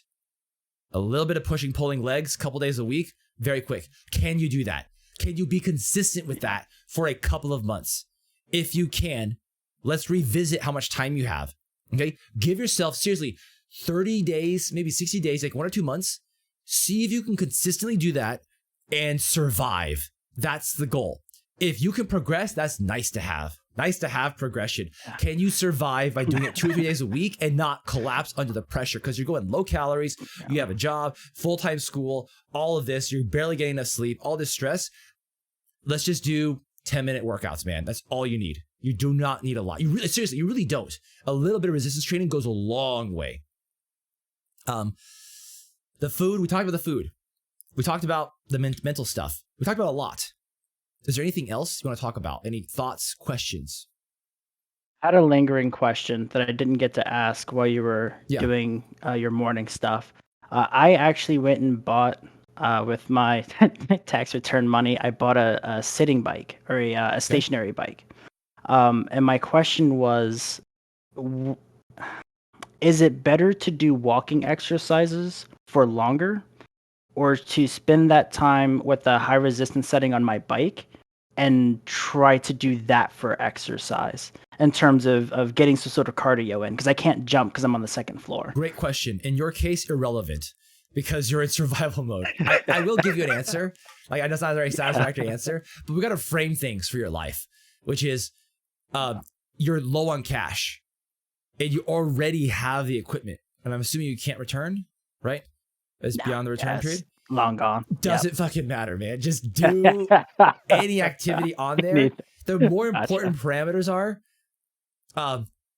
whatever form of cardio you do, is it too much for you to recover from and it makes you collapse more? because your stress bucket is already so full. Now, to give some better color to this, some practical stuff, walking all day is, I would argue, easier on the body and probably less stress.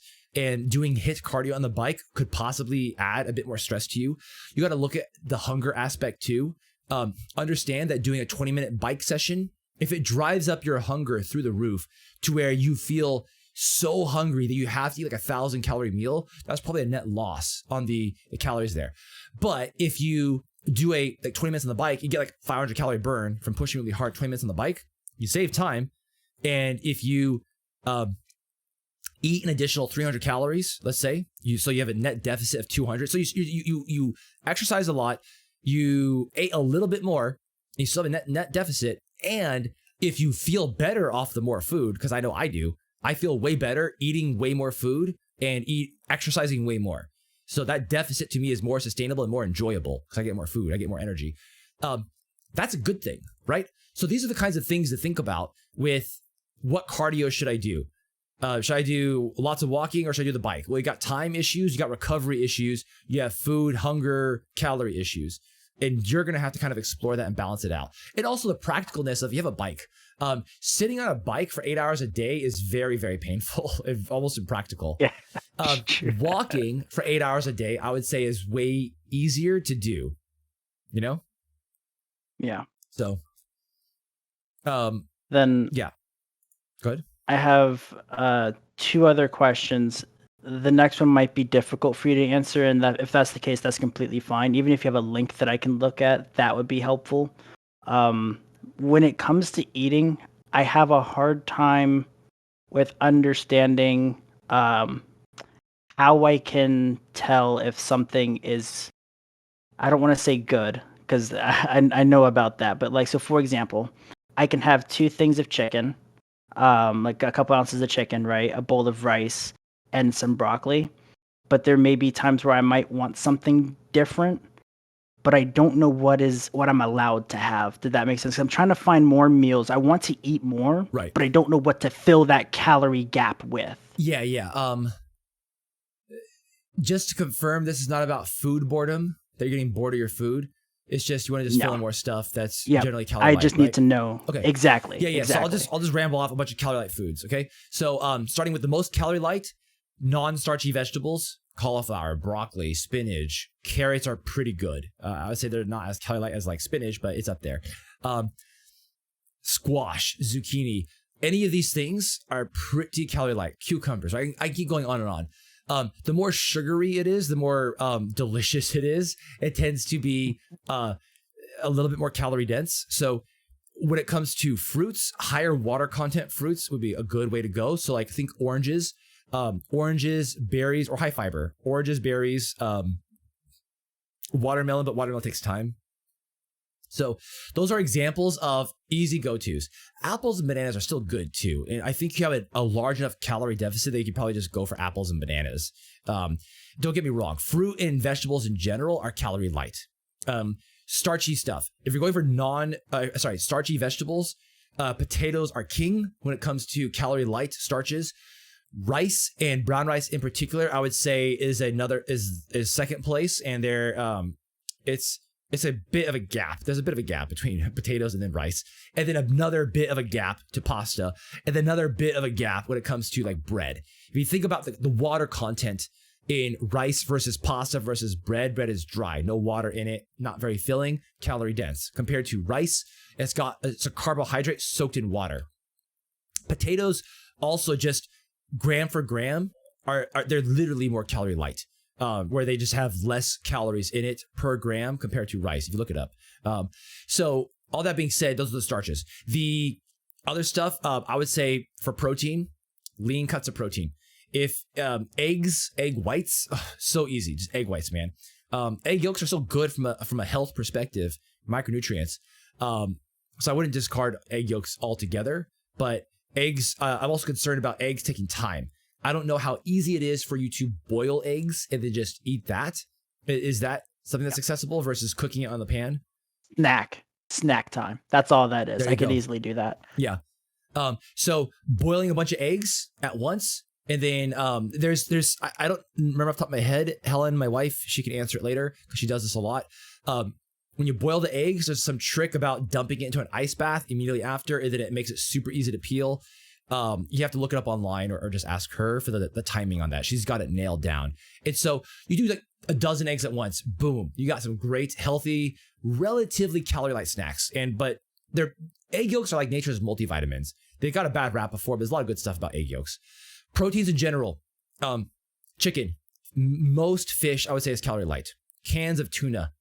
Easy calorie light, tons of protein, time saver, generally cheap. And lean cuts of beef, unfortunately, a bit more expensive. And I know money's an issue here. So I would probably stay away from beef from the perspective of going for lean beef to save money. If you need more calories, sure, fatty ground beef is cheaper. And if you have a calorie deficit, you could probably get the beef in there, the fatty ground beef. Pork, so believe it or not, pork can be lean. Pork chops, for example, pork chops is not bad too. If you're trying to save money, most grocery stores will have a discount meat section, or they will have sales. Just load up on that. You get, chicken drumsticks, chicken thighs, chicken breast, whatever. It can be like as cheap as 50 cents a pound, $1 a pound. It is so cheap. That's pretty much it for the calorie light stuff. So really cooking up any one of your own cocktails of whatever combo you want to go with.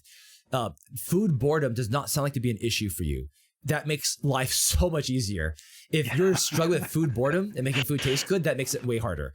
But man, just any combo of brown rice and potatoes mixed with any combo of non-starchy vegetables with a high water content fruit for dessert, and you throw in whatever protein is convenient, you can't go wrong. It's really hard to blow up your calories going with that kind of combo.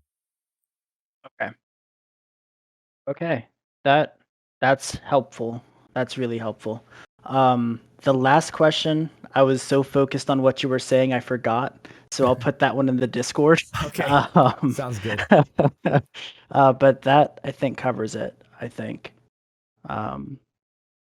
Yeah, I'll have to look into. Is there a link for that Healthy Gamers?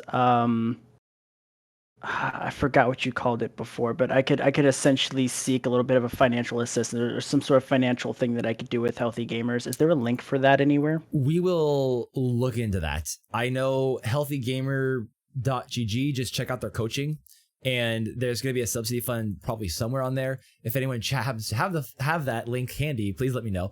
Otherwise, let's sync up afterward, because again, this is actually a good segue to mental health. This is May 2021, and we are talking about Mental Health Awareness Month. We're doing a lot more of these interviews because we're doing a fundraiser for some awareness for mental health, and also for the Healthy Gamer Foundation, which is separate from Healthy Gamer Coaching, the company.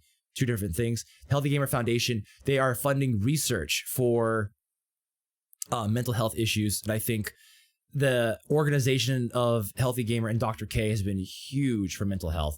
And I think they're doing a fantastic job of, one, helping people who need mental health and can't afford it, and having a path for someone like Siri to do that. But also, they're taking the money to fund research that I think is not getting enough attention.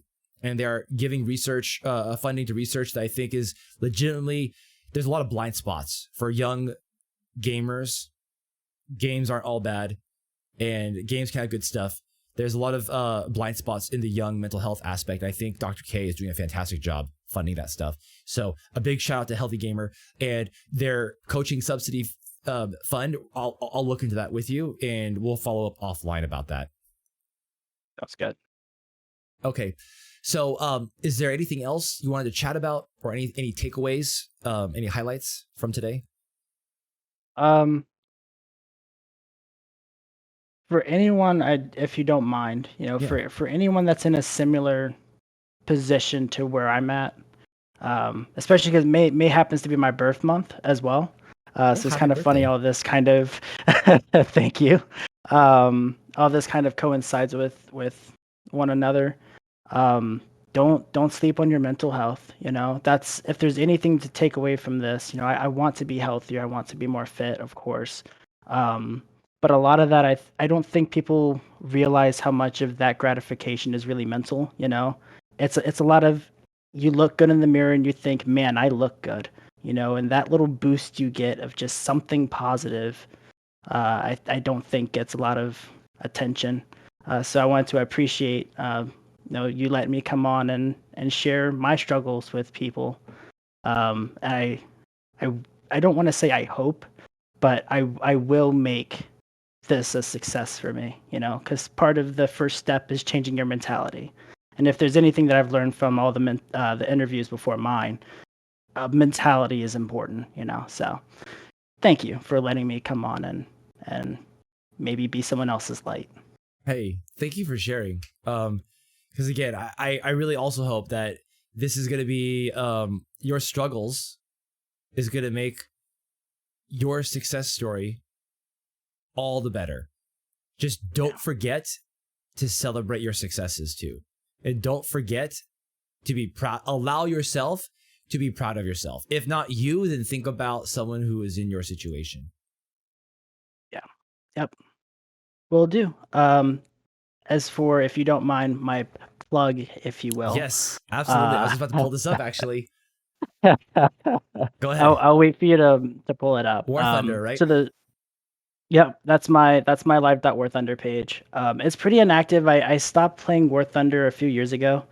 I still make content if anyone wants it. I also do graphic work for DCS, which is similar to War Thunder. It's just for a full realism. You get your flight stick and a VR. It's for that kind of crowd.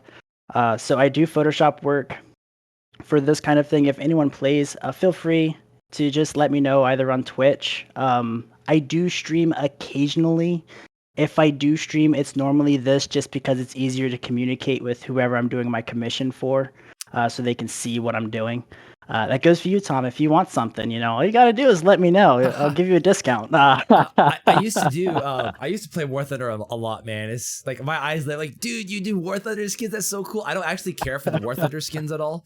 But I'm not much of a skins guy, but it's just so cool. Like, I don't think a lot of people play War Thunder. For those who don't know, it's a World War II flight sim. I never got to the jets because I heard it kind of becomes anti-fun with how fast you die. You instantly die with the jets. I loved the old World War II, even the World War I airplane fights. And man, those were so fun. I put some Star Wars music on. Sets the mood. I feel like I'm going to a trench run, like in the mountains. I'm going in the bomber doing a trench run. Man, it was some of the best experiences. Just with all of that. So War Thunder, I missed that game. I want to play it again one day. Maybe get my kids into it when they're older. But KomradPanda, he makes skins. Anyone who's interested in textures and stuff, hit him up. Go check him out over there. And I also DM'd you a link to the Google form in the for the subsidy fund, so you can check that out. One of our mods grabbed that for us, and I put it. I might put that link somewhere in the show notes. I think I have to think about that if that's going to be okay. So cause I'm not sure if I can put the link. I'll ask them before I do that. But anyway, Healthy Gamer GG coaching the fund. Go check that out. So that's. I think that's a good stopping point. What do you think? Yeah. I'll feel free to, if it's something more private, if you don't mind, I'd like to do any follow-ups. Just if it's more private. Otherwise, I'll be here and chat. You know where to find me. Yeah. I mean, I do want to hear how things go for you. Let me know. But remember, anything here is not therapy or professional advice. I'm just a dude who likes to drink and likes to hang out. But that being said, one thing I want to point out in terms of boundaries. Remember that I'm just a guy. I'm just a friend. I cannot give you therapy, and we can try to find time to talk and all that stuff. But sometimes an actual coach or therapist is going to be probably the best way to go. Yeah. I want to, before I forgot, the study time tips. Is it anything quick that we can go over now, or should that wait till later? Saving study smart, not hard is something that I can elaborate more on during a stream, because I don't think we have time to dive into the details of it, but I'll give a quick background of this. Looking to save time. I'm all about saving time. studying can be very time intensive, and I will say that being an active learner is going to kick on machinery in your head. It's going to help you remember it better. And so one of the best ways to learn is going to be teaching someone else. So you mentioned tutoring. One of the best ways for you to retain that information is after you hear the concept, you ask your tutor or friend or study buddy or whatever if you can teach it right back to them. Even though it seems like a waste of time, it seems so silly. We just literally talked about this. We're talking about it again. Yes. And you teach it back to them and have them correct you if you get anything wrong. That is one of the best and most powerful ways to learn quickly and become an active learner. So I just want to highlight that, because when you mentioned tutoring earlier today, I was like, oh yeah, active learning. Like, you got to tutor, like have a conversation with them, try to teach it back to them. That's going to be something that's going to help you just retain it faster. And there's more to this that I can talk about on stream. Sure. That's all. I just wanted to, I remembered it that we wanted to talk about a little. Otherwise, I'm good. Thank you again for your time.